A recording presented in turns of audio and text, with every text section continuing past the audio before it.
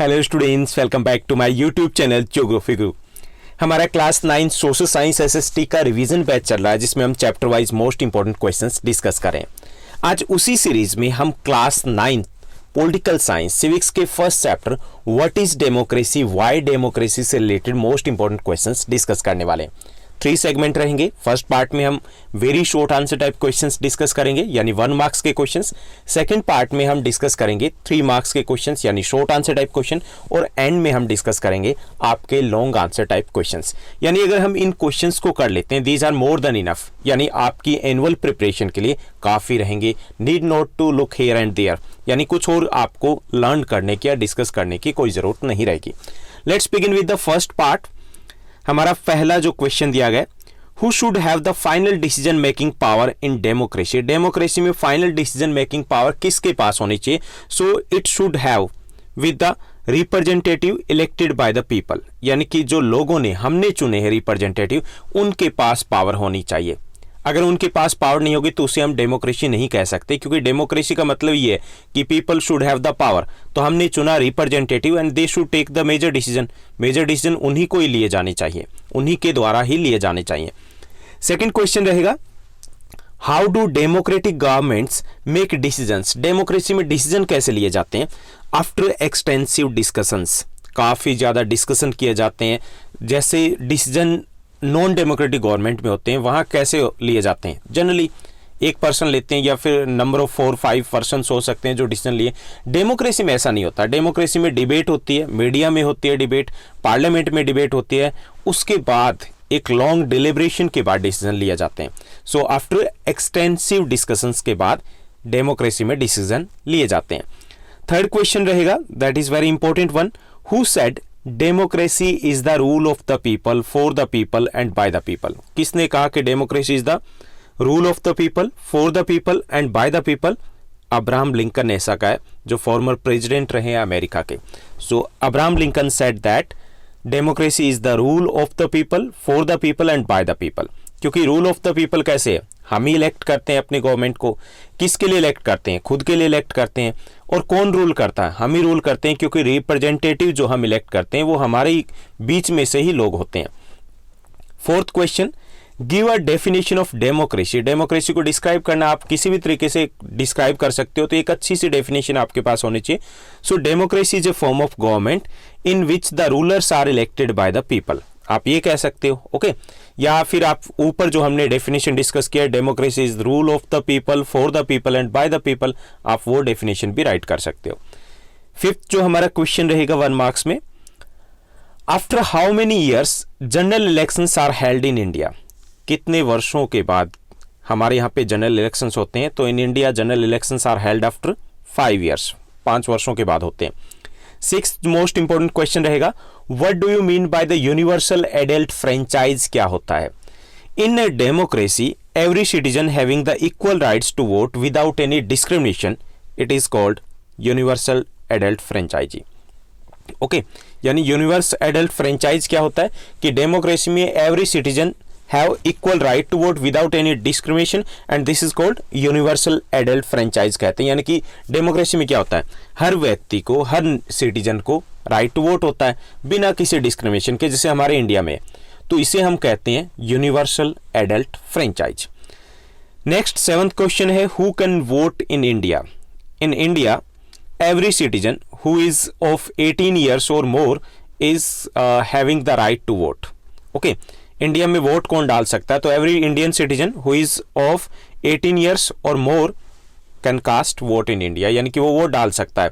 हमारे यहाँ पे पहली कंडीशन है कि वो इंडियन सिटीजन होना चाहिए। सेकंड उसकी कंडीशन ये होती है कि ही और she must B of 18 years और मोर, यानी कि या तो 18 साल का हो या उससे ज़्यादा हो, वो वोट डाल सकता है। कुछ सर्कमस्टांसेज में ऐसा होता है कि जो सीरियस क्रिमिनल्स होते हैं या फिर जो people of unsound mind, bankrupt, उनको वोट डालने से रोका जा सकता है, लेकिन वो भी कुछ सर्कमस्टांसेज में, हमेशा नहीं। तो 2 जो मेन कंडीशन आती है कि द ही और she must be Indian citizen and he और she should be of 18 years और मोर देन 18 ईयर्स होना चाहिए, वो वोट हमारे इंडिया में डाल सकते हैं। बाकी हमने ऊपर डिस्कस किया था कि universal adult franchise, it means that any Indian citizen can cast the vote who fulfil the condition without any discrimination, चाहे वो जेंडर के बेस पे हो या लैंग्वेज के बेस पे हो, रिलीजन के बेस पे हो, एरिया के बेस पे हो, किसी बेस पे कोई भी डिस्क्रिमिनेशन है वो नहीं किया जाता है। 8th क्वेश्चन रहेगा, who elects the ruler in a democracy, democracy में रूलर्स को कौन इलेक्ट करता है? ऑल एडल्ट वोटर्स, या हम पीपल भी कह सकते हैं, यानी कि जितने भी एडल्ट वोटर्स हैं वो इलेक्ट करते हैं। और जनरली वोटर्स कौन है? पीपल है। Okay, if it is asked in MCQ तो कई बार ऑल एडल्ट पीपल का ऑप्शन दिया होता है, तो we should choose this one, हमें इसको चूज करना है। अदरवाइज जनता, यही बोलते हैं ना कि डेमोक्रेसी में सरकार का चुनाव कौन करती है? पीपल, यानी जनता करती है, पब्लिक करती है। 9th क्वेश्चन है, in which country women do not have right to vote, कौन सा देश है जहां आज भी वीमेन को राइट टू वोट नहीं मिला हुआ? सो it is in Saudi Arabia. 10th question हमारा रहेगा, what is the meaning of one person one vote, one person one vote का मीनिंग क्या है? It means that in democracy every citizen should have one vote and one vote should have the equal value. इसका मतलब ये कि one person one vote का मतलब है कि हर डेमोक्रेसी में हर व्यक्ति को एक वोट डालने का राइट होना चाहिए विदाउट एनी डिस्क्रिमिनेशन, और हर वोट की एक वैल्यू होनी चाहिए। ये नहीं कि अंबानी अडानी अगर डाल रहे हैं तो उनकी वोट की वैल्यू ज्यादा रहेगी, हमारी वोट की वैल्यू कम रहेगी, ऐसा नहीं होना चाहिए। तो यहाँ पर डेमोक्रेसी में अपने यहाँ पर भी ऐसा है कि there is one person one vote one value, यहाँ पे वैल्यू भी एक जैसी है, whether it is the PM's vote और whether it is the PM's vote, सब बराबर है। 11th question, democracy word is derived from which language, democracy word कौन सी लैंग्वेज से लिया गया है? So it is from Greek language, it has been taken from the Greek language से ये लिया गया। तो ये थे हमारे 1 मार्क्स के क्वेश्चन जो इस चैप्टर से रिलेटेड हैं, जो मोस्ट इंपॉर्टेंट क्वेश्चंस बनते हैं, जिनके एग्जाम में आने की आपकी प्रोबेबिलिटी थोड़ी सी ज्यादा है। उसके बाद हमारा सेकंड सेगमेंट रहेगा, सेकंड पार्ट में हम डिस्कस करेंगे शॉर्ट आंसर टाइप क्वेश्चंस, यानी कि जो 3 मार्क्स में आपके पूछे जा सकते हैं। फर्स्ट क्वेश्चन रहेगा, describe the 4 elements necessary for the success of democracy, 4 elements हमें बताने जो कि डेमोक्रेसी की सक्सेस के लिए इंपॉर्टेंट है, यानी कि इनके बिना डेमोक्रेसी है उसको हम डेमोक्रेसी नहीं कह सकते। First one, to have universal adult franchise, पहली जो कंडीशन है, all the people should have equal right to vote, सभी लोगों के पास इक्वल राइट टू वोट होना चाहिए विदाउट एनी डिस्क्रिमिनेशन। अगर इक्वल राइट टू वोट नहीं है, डिस्क्रिमिनेशन है, we can't call that system as a democratic one, यानी उसे हम डेमोक्रेटिक कह ही नहीं सकते, क्योंकि ऑलरेडी वहां पे डेमोक्रेसी की नींव ही ठीक नहीं है। ओके, तो पहली कंडीशन होती है, in democracy all the people should have equal right to vote. Okay, उसके बाद सेकंड जो कंडीशन होती है डेमोक्रेसी की, application of one person one vote one value principle. ये भी नहीं कि इक्वल राइट टू वोट तो दे दिया गया, लेकिन वहां पर वैल्यू एक जैसी ना हो। जैसे Fiji country, in Fiji country जहां पर जो Indian people are also there, उनकी वोट की वैल्यू वहां के जो लोग हैं उनकी वोट की वैल्यू से कम है। तो we can't say that in Fiji there is a democracy in real sense, real sense में वहां डेमोक्रेसी नहीं है।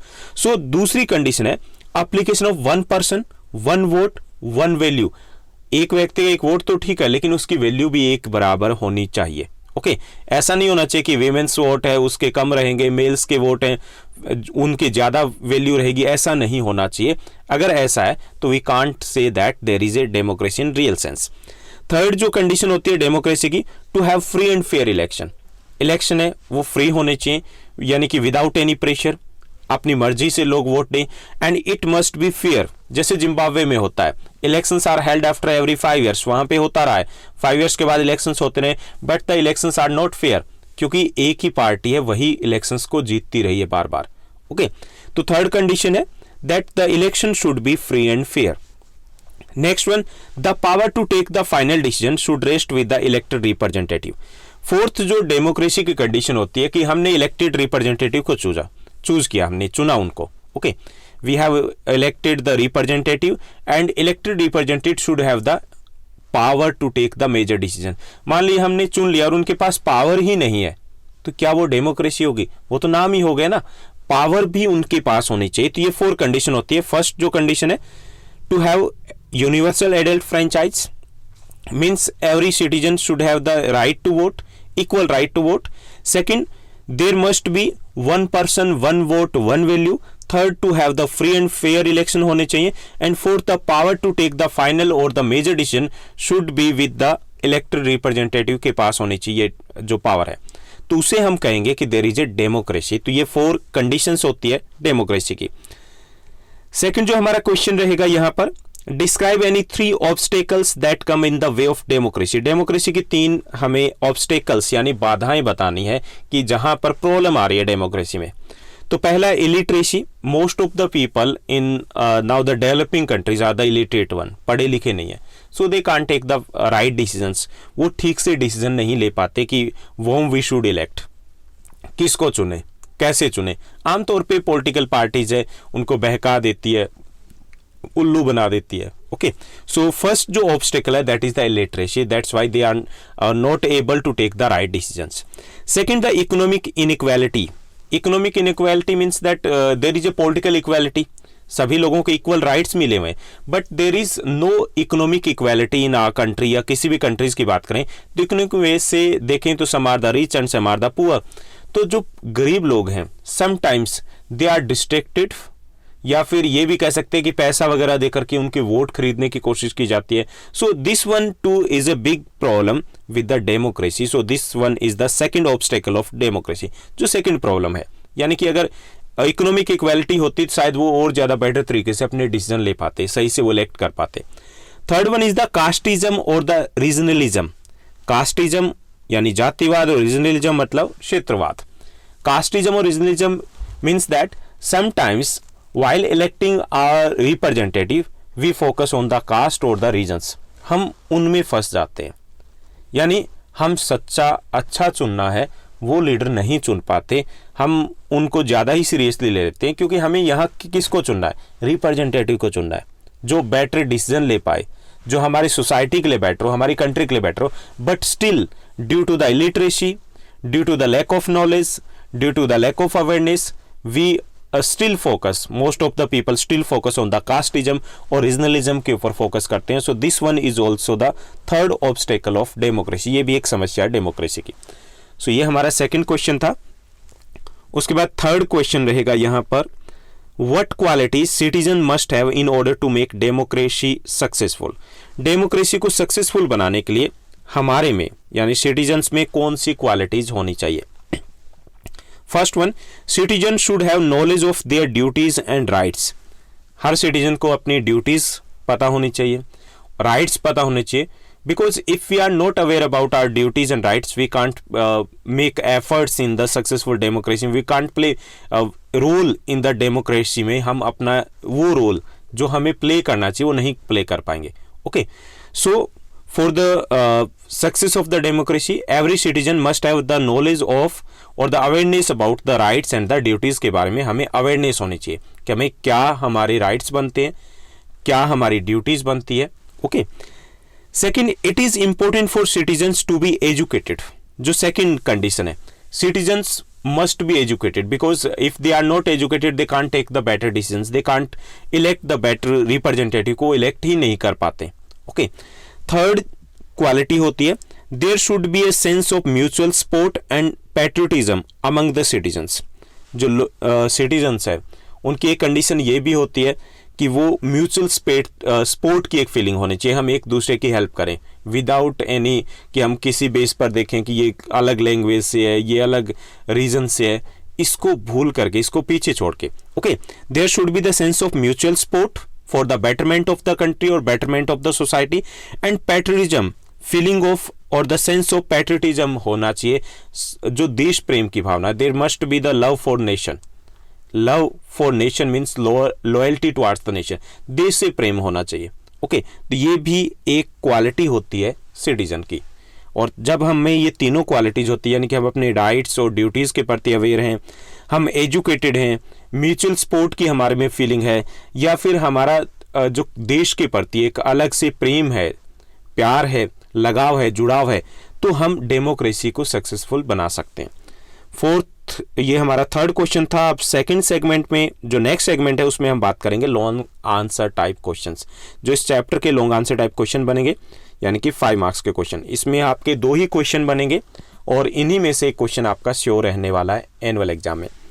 पहला हमारा क्वेश्चन बन रहा है, a democratic government is better than other forms of government. Give argument in favour of this statement. Democratic government होती है अदर फॉर्म ऑफ गवर्नमेंट से बेटर होती है, हमें बताना है कैसे। ओके, ये पूरे चैप्टर की थीम है।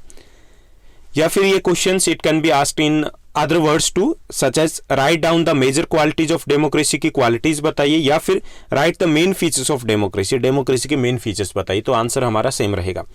सो डेमोक्रेसी के जो फीचर्स की अगर बात करें, in a democracy the rulers are elected by the people, जो पहला इंपॉर्टेंट फीचर है। In democracy rulers are elected by the people. It is not possible in the non democratic government की बात करें, मोनार्की, डिक्टेटरशिप में क्या लोग rulers को इलेक्ट कर सकते हैं? No, because they don't have the right to elect. वहां पे राइट ही नहीं होता, they don't have the right to vote भी नहीं होता वहां पर। But in democracy we can choose our rulers, हम अपने रूलर्स को चुन सकते हैं। सेकंड जो इंपॉर्टेंट फीचर होता है डेमोक्रेसी का, in democracy the people can also change the rulers. It means in democracy we can choose the rulers and we can change the rulers. हम चेंज भी कर सकते हैं। After every 5 years elections are held and if we are not satisfied with the performance of the government we can change them, हम change कर सकते हैं। But it is not possible in the non democratic government में। ऐसा नहीं होता कि एक बार कोई रूलर बन गया, डिक्टेटर बन गया या मोनार्क है, किंग है, क्या हम चेंज कर सकते हैं? नो। थर्ड फीचर है डेमोक्रेसी का, in a democracy there is a rule of law, कानून का शासन होता है। Government also have to follow the same rules and regulations set by the constitution, उसके according they have to work according to the framework of the constitution. But in non-democratic government there is no rule of law because जैसे आपने history में किया है, Louis 16 जो कहा करते थे आई एम द स्टेट, वही स्टेट है, वही सब कुछ है। ऐसा ही होता है डिक्टेटरशिप में, ऐसा ही होता है मोनार्क सिस्टम में। ओके, बट डेमोक्रेसी में there is a rule of law, even the government have to work within the framework of the constitution, यानी उन्हें भी कॉन्स्टिट्यूशन के अकॉर्डिंग ही वर्क करना होता है। फोर्थ जो फीचर होता है डेमोक्रेसी का that makes it better than the other forms of government is that in democracy there is one person one vote one value. यहाँ पे one person one vote one value होती है। It means that whether it is the rich people और the poor people, educated और uneducated, mail और the female, चाहे वो किसी भी कम्युनिटी से हो, सबका एक वोट होता है और उसकी वैल्यू भी एक ही होती है। Fifth feature of democracy is that the dignity of citizens is maintained in democracy. Democracy में citizens की dignity को maintain किया जाता है। We have certain rights, fundamental rights है हमारे पास। We have certain legal rights too, and that cannot be taken away by the government. Government भी हमसे नहीं छीन सकती। It means that we have some dignity, कुछ respect है हमारी यहाँ पर, जबकि it is not possible in the non-democratic government में ऐसा कुछ नहीं होता, क्योंकि वहाँ पर जो पावर होती है वो वन पर्सन या फिर ग्रुप ऑफ पर्सन के पास होती है और वो जब मर्जी चाहें जैसे डिसीजंस वो ले सकते हैं। But in democracy it is not possible because the government have to work within the framework of the constitution only. Six जो फीचर होता है डेमोक्रेसी का, better decisions are taken in democracy because in democracy decisions are taken after the long deliberations.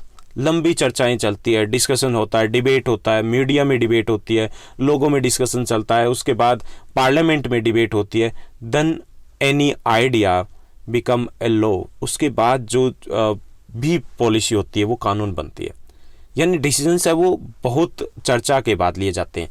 So better decisions are taken in the democracy, जो decision लिए जाते हैं वो काफ़ी बेटर होते हैं, हालांकि लेट हो जाते हैं, डिले होते हैं, लेकिन बेटर होते हैं।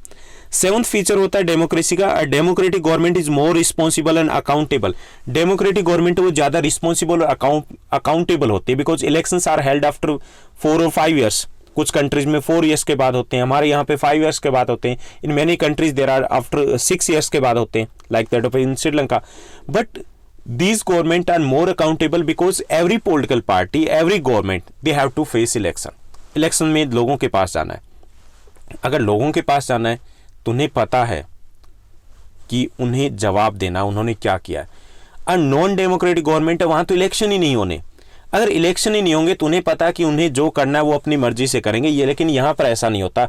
दे have to make the policies according to the wish of the people, according to the will of the people. लोग क्या चाहते हैं, तो यहाँ की गवर्नमेंट जो होती है वो ज़्यादा अकाउंटेबल होती है, रिस्पॉन्सिबल होती है। एट्थ जो फीचर है डेमोक्रेसी का, a democratic government is legitimate government. Legitimate government होती है। लेजिटिमेट मीन्स जैसे हम बोलते हैं वेद अवैध बोलते हैं ना, अवैध होता है जो थोपा जाए। It is not a illegal government हम नहीं कह सकते इसको, this is a legitimate government, because legal process के द्वारा हमने चुना, ना कि हमारे ऊपर इम्पोज किया गया, जबरदस्ती थोपा नहीं गया ना। ऐसा नहीं है कि डिक्टेटर आया और जबरदस्ती बन गया, रूलर था वो जबरदस्ती बन गया, हमने इलेक्ट किया। So this one is the elected government और this one is the legitimate government. तो ये 8 फीचर्स बनते डेमोक्रेसी के। ये क्वेश्चन आपका इस चैप्टर का श्योर आपके एग्जाम में रहने वाला है। सेकंड जो हमारा लॉन्ग आंसर टाइप क्वेश्चन बनेगा, what are the drawbacks of democracy और स्टेट आर्गुमेंट्स अगेंस्ट डेमोक्रेसी। हमें डेमोक्रेसी के ड्रॉबैक्स बताने हैं, कमियां क्या होती है। फर्स्ट जो ड्रॉबैक है, leaders keep changing in democracy, this creates instability.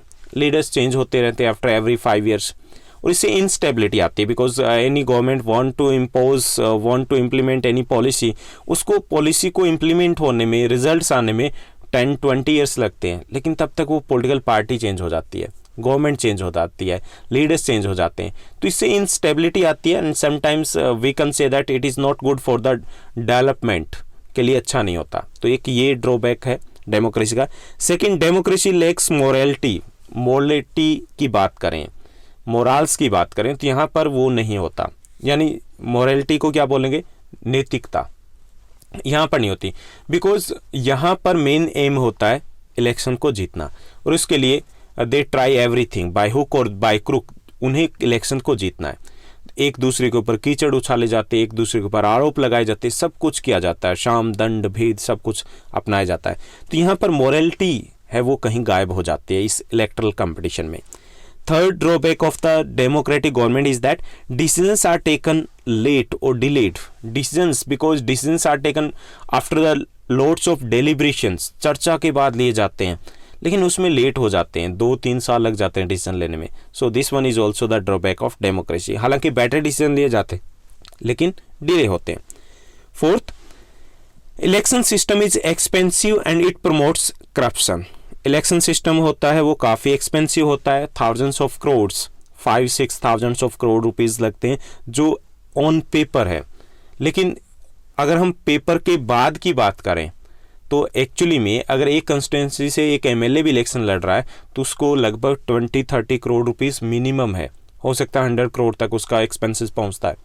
कहाँ से लेके आएगा वो? मोस्टली करप्शन करते हैं उसको वापस लेने के लिए। So election system is quite expensive and it promotes corruption, उसके कारण करप्शन को बढ़ावा मिलता है।